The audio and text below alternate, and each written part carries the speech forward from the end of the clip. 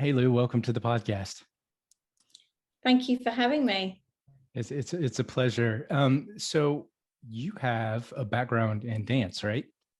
Yeah, I do. I started my career actually as a contemporary dancer. So I trained at somewhere called London Contemporary Dance School, and that led me to tour for nearly 10 years with various choreographers. And that then I had an injury, which always happens with dancers at some point. My body started to say enough's enough. But yeah, no, I've worked with a very famous choreographer in the UK, and you may have heard of, you may not have heard of, called Matthew Bourne. He sort of won quite a lot of Olivier Awards. Yeah, and lots of European companies, Retina, who are based in Belgium, and various lovely parts of the world. So yeah, no, my background is actually a dancer, but I call myself a retired one now because I don't really dance anymore. I didn't know much about dance until the show So You Think You Can Dance. And that introduced me to contemporary and ballet. And there was a spell of time in my life when I did Latin and ballroom. But the full range I had no idea, and I absolutely love contemporary. So that's when I saw that, I thought it was really cool. Yeah, it's a thing that you never really lose. I mean, I say that because the philosophy of dance always follows with you as a dancer. There's something about it that for me really grounds me to what I do, and it also in the world that I work in now, which is very 3D space orientated in VR, AR, whatever, I always look at everything from a choreographer or a dancer angle. It's like, how do I connect with it? How do I respond with this thing? Yeah, so I think, yeah, it hasn't really left me, and I do miss it. There's no denying it. I do. And yeah, my background really, I mean, contemporary and contemporary ballet were like my disciplines really. But I have a massive passion for a choreographer called Merce Cunningham, American, who I loved Merce Cunningham technique. Yeah, so I've always sort of been quite creative. I mean, it was always contact improvisation in the workshops to create movement material. God, some of those lifts I see them doing now, and think, yeah, I once did that. Couldn't do that now. But you got into other exciting things. What was the transition over into what you do now? I think a lot of people ask me this. It really was to do with my inquisitive nature with technology. Always had it from a child. My dad worked for IBM. I remember the Spectrum 48K coming home one day. I always loved a bit of tech. And my family are sort of mathematicians and computer scientists people. That's but cool. Weirdly, I ended up in dance, which is really odd. And then, yeah, and then that sort of just was always there with the performing arts sector, especially in the music industry. You see it all the time. You see like the latest sound boards, lighting. They use technology to enhance performance, and it's always there. And I always had an interest. So when I had the injury, I started to work behind the scenes. So I learned to write funding bids, raise money, produce, and then one day I stumbled on a motion capture suite and in a university that I was working in partnership with, and thought, this is really good fun. And at the time I was lecturing, because I sometimes still do my academic side, which is not very often, but I still do lecture now and again. And that was it. I was hooked. The motion capture led to VR, which led to AR, which led to MR. Now there's AI and 5G. And yeah, it's like I've never stopped learning and kind of constantly want the next challenge. And that's where I've landed now. I love when people enjoy their challenges. Climbing those mountains is fun. Yeah. What were some of those things that you pulled from dance and from your experience on the operation side of the arts that you mentioned some of those connecting points to what you're doing now? Can you give us some examples? Yeah, so I mean, my career went from being kind of a producer to I was an artistic director of a venue in the UK. It's an old Matcham and Phipps Theatre 800-seater.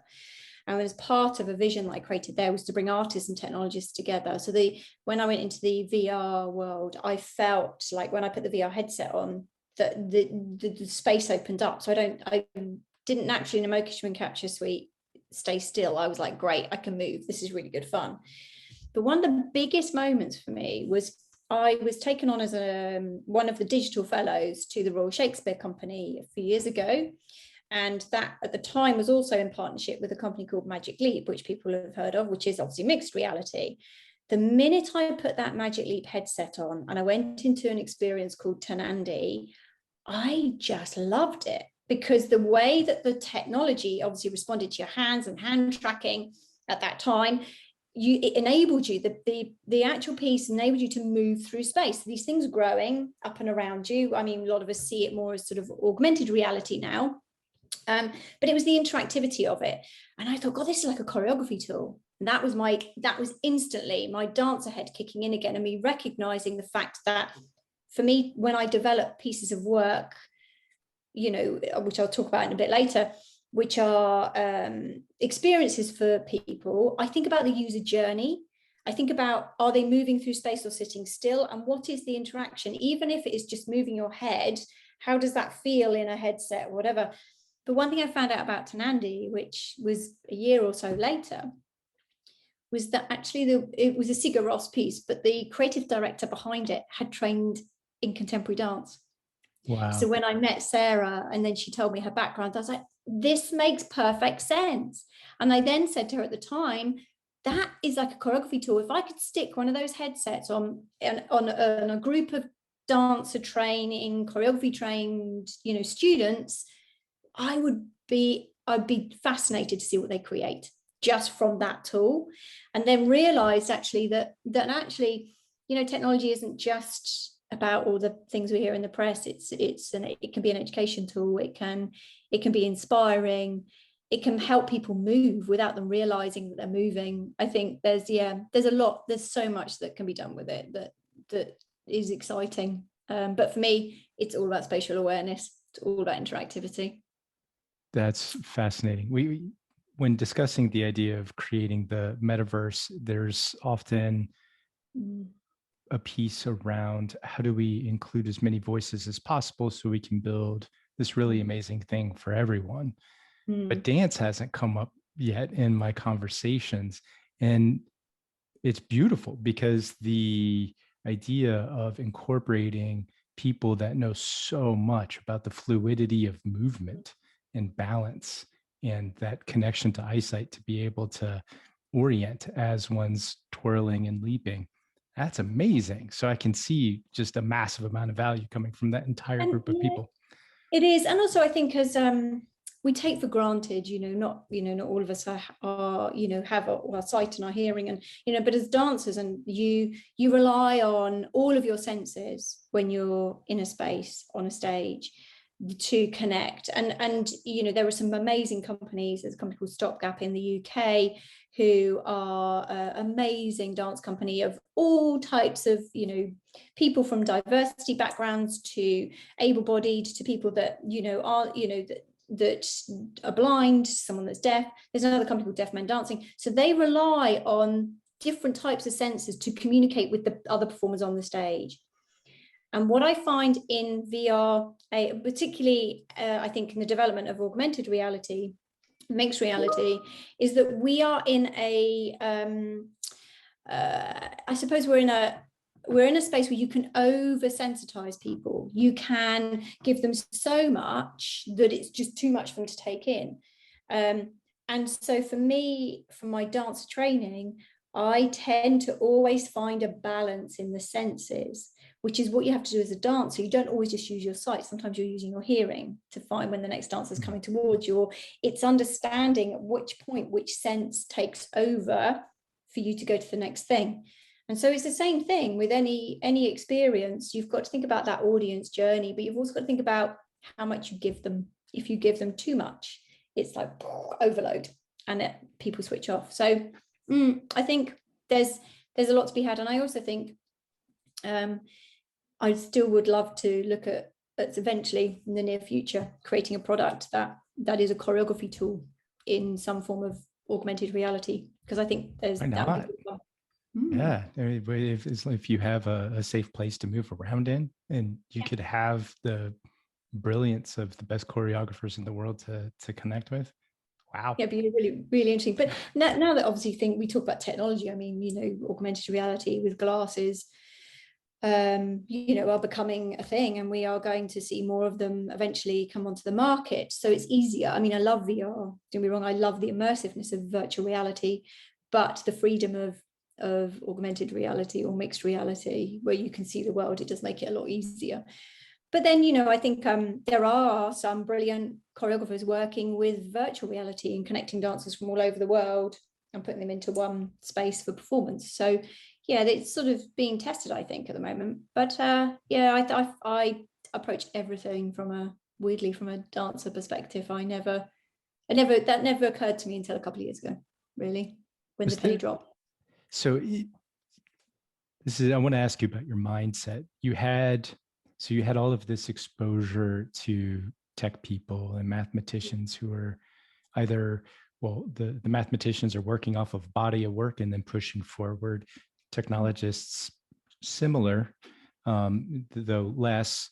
And then dance obviously has a long, rich history.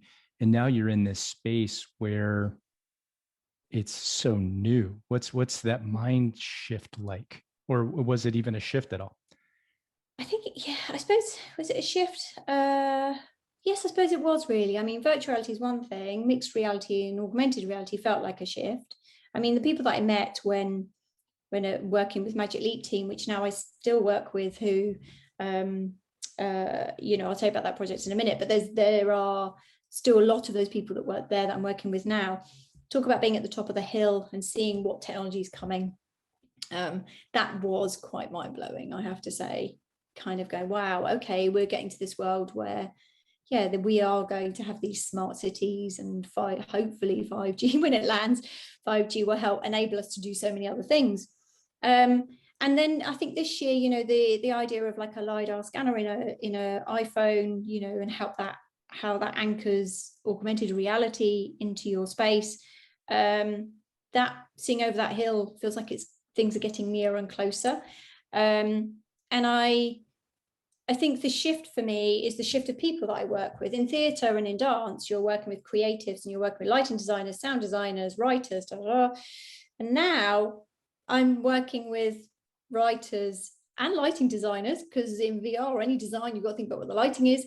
I see the roles are still slightly the same, but we've added in some very clever brains of coders and, you know, asset developers. They're a bit like your set designers, really. I look at everything in a kind of same way.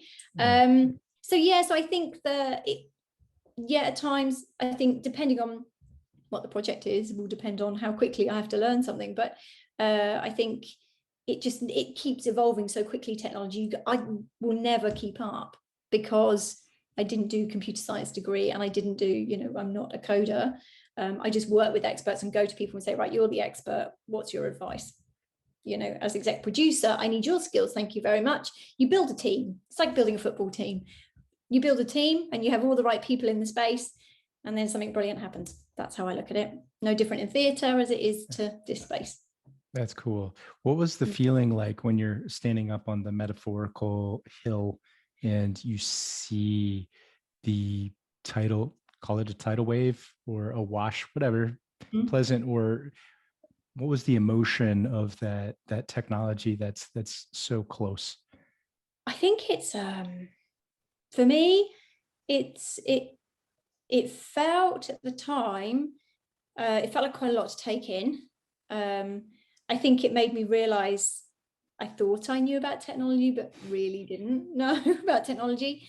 There is a little worry sometimes with me, though, that you know, technology will take over our lives. You know, dance is a physical form. It's a thing that you do and connect with other people. So I really believe in that connectivity. So I always worry that if you're making something with technology doesn't overtake what you're trying to say, what you're trying to do. I think there is, of course, there's a whole ethical issue with tech, you know, and climate change, which I'm always aware of, people and planet. But I think the tidal wave that I got hit with was quite exciting, I have to say. I remember at the time just meeting amazing people and thinking these are amazing, but then they were saying, well, you work in the arts, that's amazing. So it's weird, depending on if you work into a new sector, it's all exciting, it's all new, and it still is. I don't feel like I'm in this sector and that tidal wave ever stops. It still occasionally hits me. Would it be fair to say maybe it's similar to you find yourself in the mountains or in the middle of the ocean and you can be impressed by the vastness, but also appreciate the beauty of what's there? Yeah, that's beautifully put, actually. Yeah, it is. I'm an avid fan of snorkeling. So if I can, I'm always trying to snorkel. Oh, that's So cool. to me, yeah. So to me, it is a little bit like being underwater where you're in your bubble. You're in your own little space and you can see the vastness of what's around you. And it's huge. You can never take it all in. But once you do see that one little fish, or you get to see a crab, or whatever it may be, that one thing that you focus on, the beauty of that one little tiny bit of nature is lovely. So yeah, it does feel like that. But I do always think about the responsibility of the things that you create within technology. I've always got that in the back of my mind. And more recently, more than ever, I've really wanted to make work that supports a cause or has something to say or makes you think as a human being, makes you think about, where you are or how you treat others, those sorts of things, which I suppose is what theatre does. A good writer will always have an undercurrent of something coming through without being too obvious about it. So yeah, no, it is definitely it's definitely huge and quite a lot to get my head around sometimes. That's great that you're trying to add a net Yeah. positive with your work. How does that apply? You've done brand work as well, correct? Or Mm. working with big brands. How are you linking those concepts, or are you able to? Yeah. Well, no, you get. So I mean, as much as I am an executive producer, artistic director, as an artistic director, I had to really think about strategy for the theatre I worked with, and I always try and look at a bigger picture, look at a jigsaw puzzle, whether it be a project or anything, to come up with a way forward to enable that project to happen or that organization to grow. And therefore, that's naturally led me into, I say, fundraising. I'm not a fundraising expert in any capacity, but of course I write funding bids and look for sponsorship. And I've always felt that there's a corporate responsibility for these big brands to support culture, have ethics that align with issues, planetary issues, people issues, whatever that may be. And one of the drivers I had about 10, 15 years ago when I was artistic director was to grow a partnership with corporate organizations to support artists. I sit on, you may have heard of it, the Artisan Grants, which is an American fund. And it's a similar model where you are supporting artists, giving them some money to grow their work, their skills, who they are. But everything is a step-by-step approach. It's like they get money and then they're doing a project and then they're looking for the next round of money to do the next project. There's not this kind of support mechanism all the way through. So I started to approach corporate brands to do things like car launches. BMW is a prime example, where I asked BMW if they would sponsor something called a creative lab with artists in it. And then what I would do is give, if you could, then those artists would get money to grow their work and their skill and make work. But then those artists would also help them do car launches. So we launched the electric cars with them. We launched the Mini Clubman with them. And we did the launches on a stage. And we did things like projection mapping. At the time we were using technology, projection mapping was all the thing, all the rage. But I was bringing together, musicians from Ronnie Scott's with proper hoofers, tapper hoofers, to create a piece of performance that then launched the Mini Clubman. And so it sort of started to build this relationship where the corporates were understanding that their support was enabling artists to do great things, but equally they could use those artists for their brand and for who they were. So that was one example. The other thing is that, sponsorship's a really big thing in theatre where corporates sponsor. theatre, and I sort of see that model of practice can shift across into artists and technology. So at the moment I'm doing some research and talking to corporates about a way that I can get them to support work that brings artists and technologists together, or supports projects. A particular project I'm working on at the moment called The Ship of the Dead. I'm sort of looking to find a possible corporate sponsor for that one to be able to take it forward. So What is so that? I'm trying to bring that. What's a Ship of the Dead? The Ship of the Dead. Okay, so The Ship of the Dead is let's say it's an augmented reality storybook.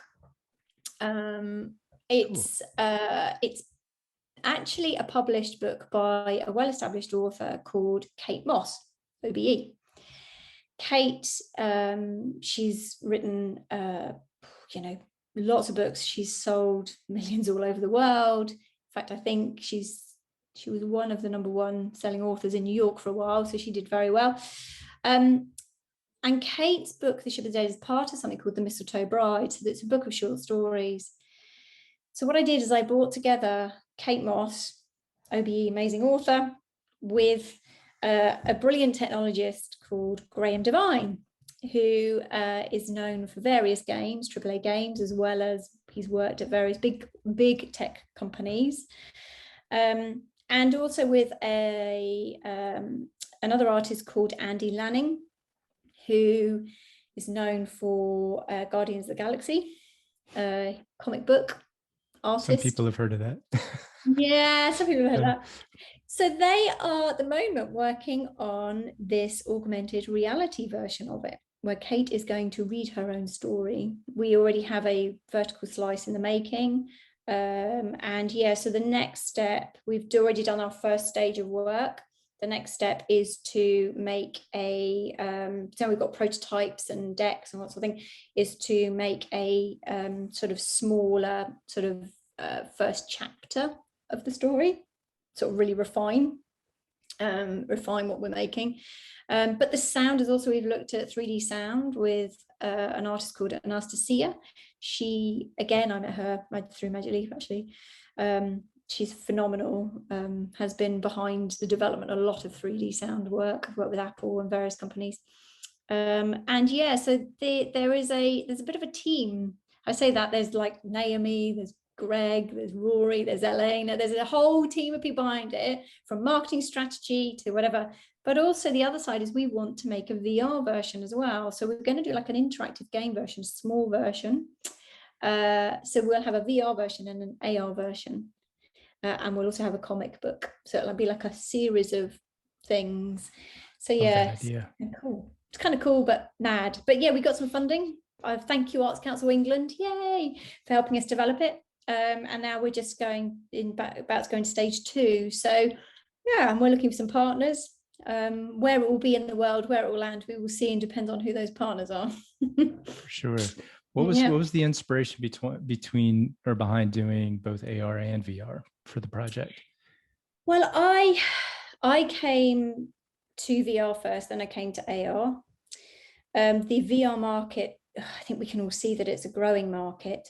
But I think some of the best experiences I've had have been in the VR world, have been sort of more narrative led. Of course, there's lots of games and fun stuff to do in it, and we can go in and chat to each other in various chat rooms and things. But I realized, when you've got things like Wolves in the Walls, which is again beautiful, brilliant story-led piece, that there is another level of storytelling and interaction that can be pushed in VR. I also like the idea that this story-led narrative is, at the moment, things like Wolves in the Walls are sort of more younger audience. The Ship of the Dead is, I'm not saying it's older, but it's a grown-up story. It's probably for like, 12 and up, 14 and up, but it is much more of a grown-up story. It's a bit like a Breton legend of Pirates of the Caribbean. It's my only way of describing it. But what we want to do is create a small VR interactive version, and just kind of shift some of the sort of style that you currently see.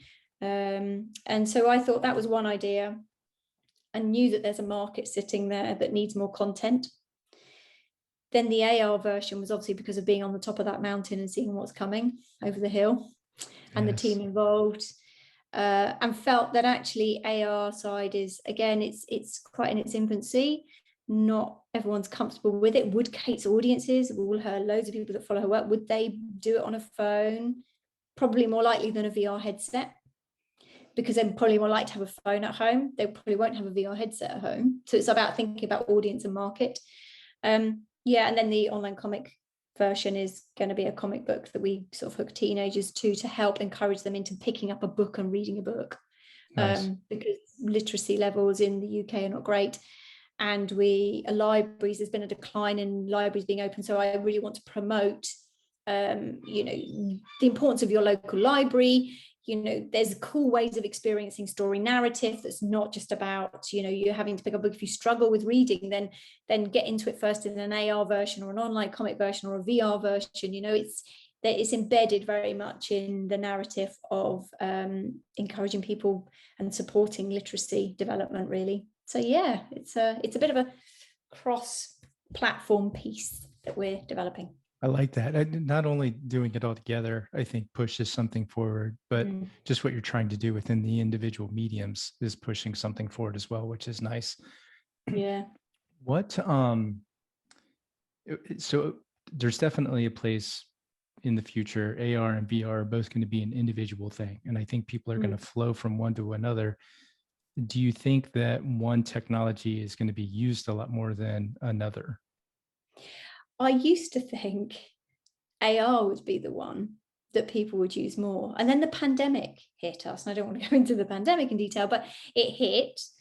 And the sales of VR was just rocketing. I mean, the Oculus Quest 2 was just selling and selling. And there were people buying VR headsets that I never expected to buy VR headsets. And I'm not saying they're that easy to use necessarily if you're not into technology, because I think sometimes the user journey to get into it and navigate your way around, if you don't do that kind of thing, is a bit of a learning curve. But I would used to say that I thought AR would take over very quickly. I'm not so sure. I think there's going to be a steady grow in both, but AR, I think, is definitely look, glasses are coming out. We keep hearing about Apple glasses. Snapchat have got what they've got now. There are other companies releasing stuff, but I have to say, it is going to be down to content. Well, whoever can put a broad range of content for diverse audiences made by diverse people, they're the ones that are going to sell more, because I think the key is down to what's in them. It really is what's in them. So yeah, I don't know. I have a VR headset, obviously, at home. I have a Magic Leap. I still go into the Magic Leap. I still do it because I just love its interactivity, but it's limited because of field of view. Everyone talks about that. But now I have an iPhone with the LiDAR in it. I haven't really used it much. There's so many different mediums to get with that, to get to the digital, either immersive of the VR, the augmented reality overlay. It's you taste as you go. Yeah, I think also quality and story are really important to grow audiences. I'm not saying current audiences, I don't know enough. I'm not a marketing or an analysis of audience data, but I do think that certain quality experiences, I mean by the visuals, the beauty of some of the visual work you see in VR is compelling. But I think really, to draw people in is good story as well, really helps. That's why obviously, pulling Kate in to work on something was good. I mean, I think that's the thing people talk about that haven't used technology before, is if there's no narrative, they get a bit lost. If there's narrative, it draws them in a bit more, I think. That's an easy way of getting people in. But then I come from contemporary dance. Narrative is never normally that obvious. So actually, yeah, it depends, I think. One of the things I love about contemporary dance is the story that can pull you in. I mean, as you get used to it and you see how it builds and the rhythm and flow until the conclusion, it tells a story every time somebody dances. Yeah, and I think you can read into it as you like. I mean, yeah, with contemporary dance, some contemporary dance pieces, the story is really obvious, really is. And I love a choreographer called Twyla Tharp, who's American. I loved her. I love her work. And she did a piece called Sinatra Suite, which was based on Frank Sinatra's some of Frank Sinatra's songs, and they were performed by a guy called Mikhail Baryshnikov, who is just the most beautiful performer. In fact, he was in Sex and the City. He was one of the boyfriends in that, the Russian guy, and I don't know what his name was in the actual Sex and the City. Anyway, if you saw him, you go, oh, it's him. But I always know him as the ballet dancer, amazing ballet dancer. But Twyla Tharp did this piece, which was, these songs, the narrative was there. So these are short little stories almost, because they're short songs with just one underlying current behind them. And that just, to me, they were absolute genius. And if I could do something like that, like something that can be a short story narrative without necessarily being story completely in your face, in AR or VR, I've done it. Nice. So yeah, I've done it. But whether I'll achieve that, I don't know. I think one moment of genius, I think you get once in your life. It's all iterative. I like what you mentioned. It's truly, so there's when you're a creator, there's the intended audience versus the actual audience. There's who you have in your mind, and then how people perceive. But then as the consumer of the content, you have who you think the author is, and then who the author really is. And so there's this ambiguity. What you said, it colors in all the shades to where it becomes yours. Yeah, no, it does. And I think you don't always need to hold an audience's hand. I think you're right. I think it's a really good point you've raised there, is that, I talk about narrative being important to draw people in, but you have to have an element of allowing people to use their imagination, give them the freedom to find another area of narrative. It's I work with Kate Mosse's husband, Graeme Mosse. We've got a very small company where we help and support writers to raise funding and develop their work, from theatre, film, radio, whatever. And Greg and myself, once I doing us productions, it's a small limited company. But Greg always talks about nurturing developments of scripts, and he works at the Criterion Theatre in the West End to do a Criterion New Writing Programme. He taught me this. One thing I've learned about writing is that at the end of Act 1, always leave your audience with a question, because they'll go for a drink and want to come back to Act 2 to find the answer. And it's like, that's really smart, really, really smart. So Greg, if you're listening to this, this is for you. But it is, it is really, really smart. And Greg, when he told me that, I thought that's so true, because it's the same with dance. You don't always have to give everybody everything. You've got to give them an element of a question to make them go, what's coming next?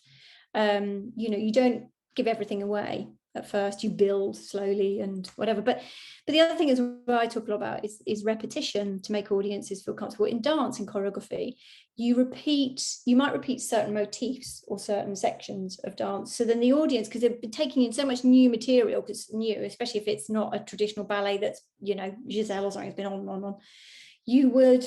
If it's something new, the audience don't want to be bombarded with new material all the time. Like I talked earlier about senses, sensory overload.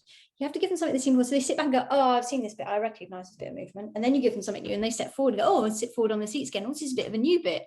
So it is this balance between finding a nice journey for your audience that can be comfortable, but also keep them on the edge of their seat and wanting to know what the next thing's going to be.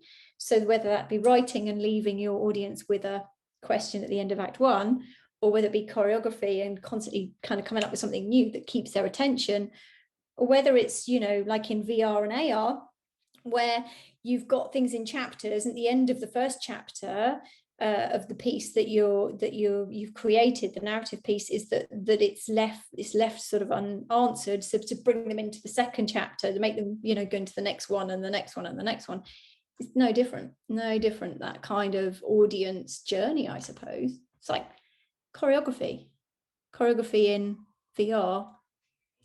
I've sort of, I think that's what I'm trying to say. That's fascinating. So there's two stories Yeah. So you have the story itself, which can be hand holding or a little more free. But then there's the story of the movement. And you see that the bold examples, thrillers, horror, action films, you have to give room to breathe. Yeah. And so within them, I like how you're adding repetition of movement, both in the digital and physical spaces, so that the person has room to rest. And then that allows that new thing to inspire, delight, surprise, give them that moment, and then you bring them down again. Yeah, I love that.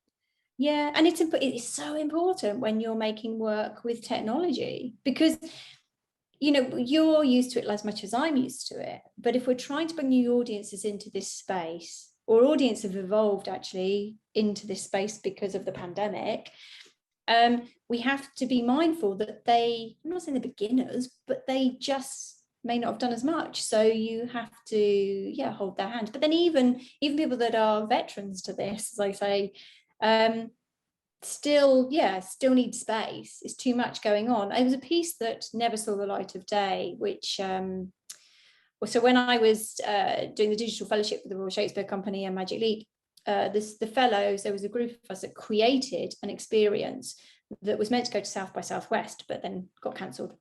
But this is a good example of sensory overload. The piece was a Midsummer Night's Dream, so a very, very short version of a section of it. I say that it was a new script written by one called Sharon Clark. And it was a cocktail experience with Magic Leap headsets, immersive theatre with an actress in the room, and you had to forage for bits of food, find bits for your cocktail to be made at the end. So there's every sense, from taste, where you were pumping smell in the room, the visuals of Magic Leap, the taking in the script and the story, the actress in the space with immersive theatre. There was a lot going on, a lot.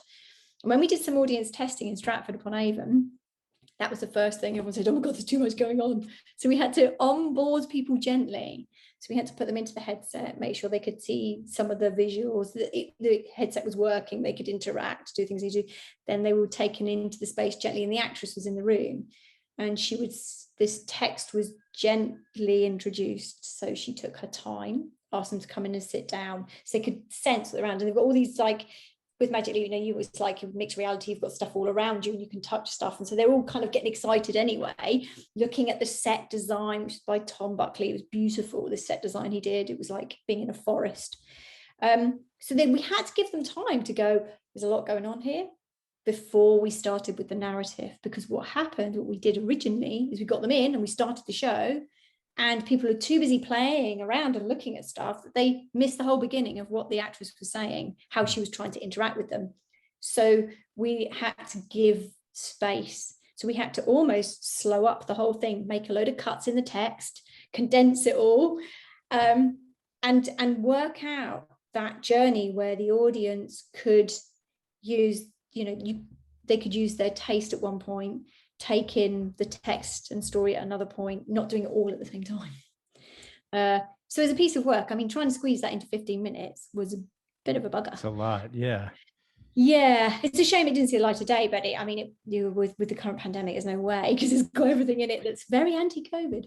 Yes. Taste and smell and headsets and everything else. But one day I'd like to go back to visit to make a piece like that again. I really would, because I think that could be quite a cool thing. I love bringing smell and taste into it as the next level. I can only imagine that the next time will be even better. So you had the creators, whatever part of that realm that a person participates, it's important to have the courage and the audacity to test and see where those limits are, what's going to work, what's not going to work, and develop your own personal aesthetic, develop a project aesthetic, a group aesthetic.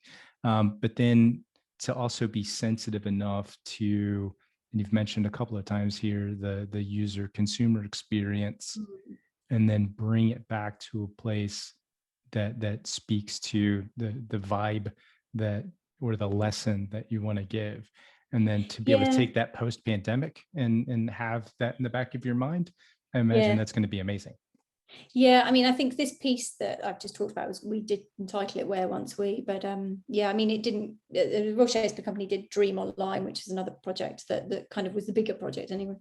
But yeah, this one sort of sits in its boxes in the Royal Shakespeare Company.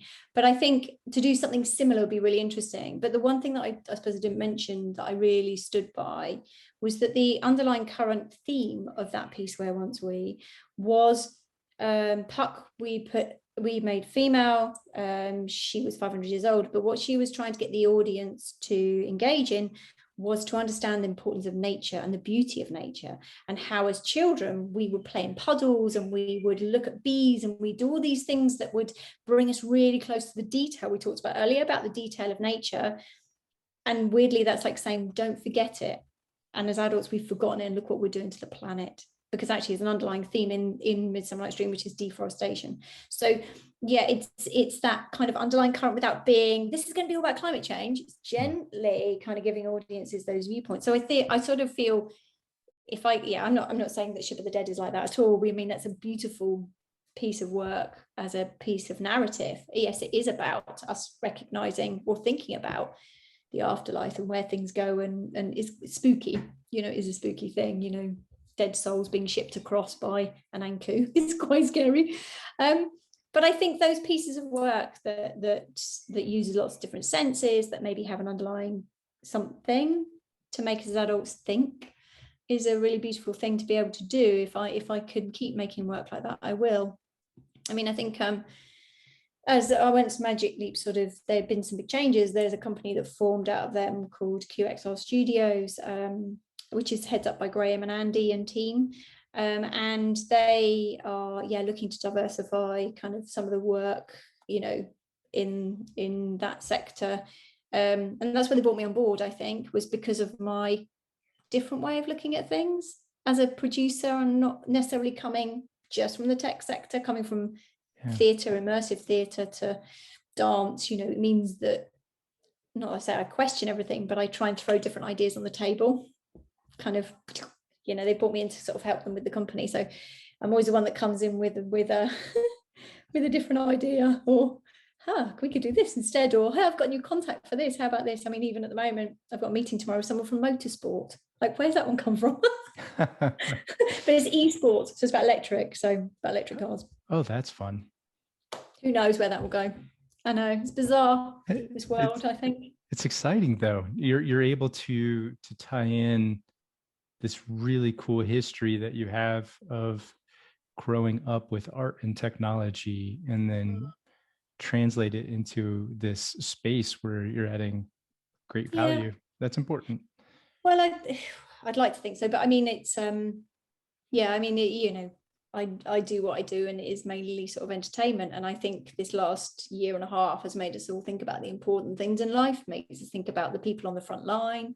I, more than ever, sort of feel like technology can be used as a way to support people in some way. I mean, there was something recently that was run by Garage Stories, which was about bringing artists and technologists together to work with the medical profession, who specifically work with children in hospitals. A really interesting way of like thinking about artist tech, hospitals, and children that are ill, and it just kind of really starting to go, how can we support the children? So I think I'd be interesting to see what comes out of that program, that this training program, or this kind of incubator come up. And I've been watching that quite closely. I find that quite fascinating. But yeah, I think my work is heavily in the sort of culture and tech side of things. But like I say, motorsport tomorrow, who knows where that is. I mean, I'm doing a project at the moment with, I can't say much about it, so I'll tell you in the next few months, but it's with a company called Alchemy Immersive, a part of Atlantic Productions. So they do a lot of documentaries. And I'm quite excited about that one coming out. That's again a very different direction. So when it does, I'll let you know. That's very, very cool. Looking forward to it. Yeah. What so culturally, we had the pandemic that a lot of people refocused on different things. I think art became a lot more important to people, where it was getting sidelined a little bit. Now, and then another thing about mixed reality, AR, VR, that I'm hearing is making sure that there's a lot of voices included to make that happen. Um, how do you think that process is going for the overall concept of metaverse to have it be this holistic, healthy environment? I think there are people making difference. There are people driving more inclusivity. I think there is a bit of a problem in that a lot of it's being developed in the Western world. In what I mean by that is this kind of a lot of white Western people developing things. So I think this is a prime example of how things are being developed, and people don't do it on purpose. I'm not saying people are necessarily making decisions because they want to exclude a certain type of person. It's just that when I make something, I'll make it from a woman's perspective or from a white woman's perspective. If you want someone to speak to audiences in India, you need people from that area to speak that voice. You need people to make that work, even down to the design of hardware. I listened to a brilliant podcast that was sent to me by Arts Council England, and it was about just about representation in tech and the development of hardware and the development of software. Even AI is a really big, interesting subject, as we all know. Female voice, male voice, all these things. But the woman that was leading the podcast talked about how she finds phones too big for her hands. Now, I'm quite small, and I'm always moaning about that my phone is too big for my hand. And she said, well, these phones, they've been developed by men. So, of course, there's going to be, the designer was a male, and he's going to think about, he says, no, he's done on purpose. So it's really interesting. Little like things like that I hear, I then think, well, actually, yeah, maybe that diversity needs to be broadened even more. It's not, I'm new to this sector, and I hear all the time about enabling women in the sector, as well as a more diverse, from different ethnicities coming in to develop stuff. I know some big companies have initiatives to do it, but I do have friends that are Black that work in the tech sector and feel very underrepresented. So, but I try and do it with narrative. The Criterion New Writing program I talked about with Greg, the philosophy Greg and I have with DMP is about diverse writers, diverse stories. I want to hear a story from Africa as much as I want to hear a story from Sri Lanka. I just don't want to always hear a story from the UK. I live in the UK. I'm bored of UK stories. I want something else. So yeah, and I think we do. Yeah, we need a bit of a driver, and what the answer is that I don't have. But more initiatives that encourage people and pay people to develop work from more diverse backgrounds will be a really good thing for this sector, I feel. I'm pretty hopeful. I've looked at it as Hollywood kicked off the big entertainment export in California and the United States, and then other Western cultures, to your point, they figured out their voice within it. But now you have the whole Bollywood movement. You have South Korea is pumping out entertainment like crazy, film, television, music. So as the world gets smaller to a certain degree with technology, I think we're looking and seeing those voices emerge, and there's going to be a slice for everybody. And to your point, maybe get tired of hearing your own narrative.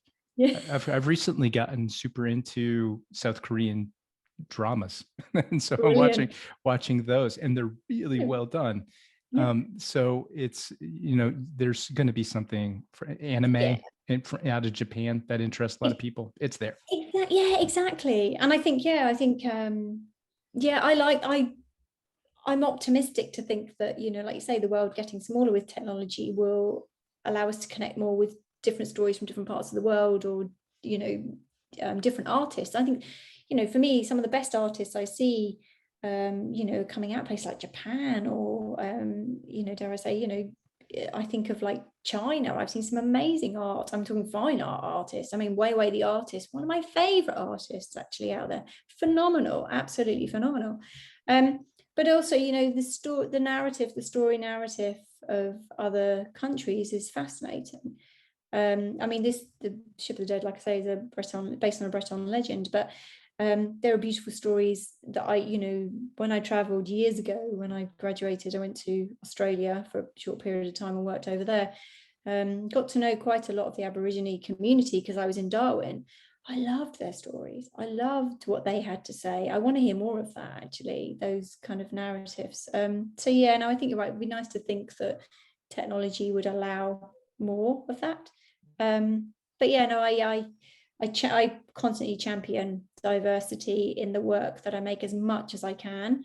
And what I mean by that is, from the narrative right the way through to the workforce, really. Yeah, people and planet. People and planet. People and planet. Let's give the audience this. Say this were a call-in show and a young person called up and asked you, how do I get involved in this space? I'm watching YouTube videos, I'm listening to podcasts. What can I do next to get started? What would you recommend to them?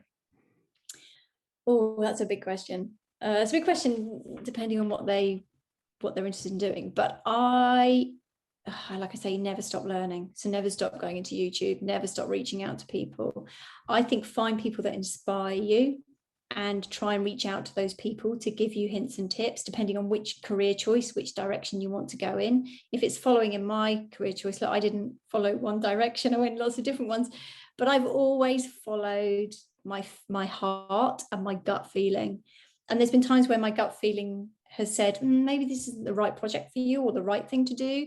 And therefore I've made the right decision. So look for people that inspire you, reach out to those people, follow your gut and your heart. Listening to that internal voice is very important. So for the people that want to reach out to you, what social platforms, what's the best way to get a hold of you? Well, I use LinkedIn a lot. I use LinkedIn to reach out to other people. So I connect with people that inspire me. If I see someone I'm like, oh, I like you. Yeah, great. Well, can we connect? And I've always done it. And sometimes you can message people that might not get back to you, but you can always try. LinkedIn's a good one. I'm not very good on Twitter. I do put some things up on Twitter. I use Facebook a bit, Instagram a bit. But yeah, no, that's generally where you'll find me. I do have a website which has an email address on it. So yeah, they can go to my website if they really want to. It's a good website. It's all right. Not bad. It's all right. And I'll make sure it's not as good as some of these big tech ones, it's like, but it's like, again, when you're kind of working for other people, I'm always thinking about other people, never thinking, I'm not very good at my self promotion. I'm always very good at everyone else's promotion. Well, thank you so much for being on the show, Lou. This was an unexpected twist to what we talked about. I liked the more human connectedness part that we really dove into rather than the tech, which was fun. So thank you for that. No, thank you. Thank you for listening to me. I mean, we could have gone much more down tech, but somehow we did end up going down the human connected side of things. But I think it's always something to come back to, because at the end of the day, it's about us as human beings, isn't it? So the tech just enhances that for us, really.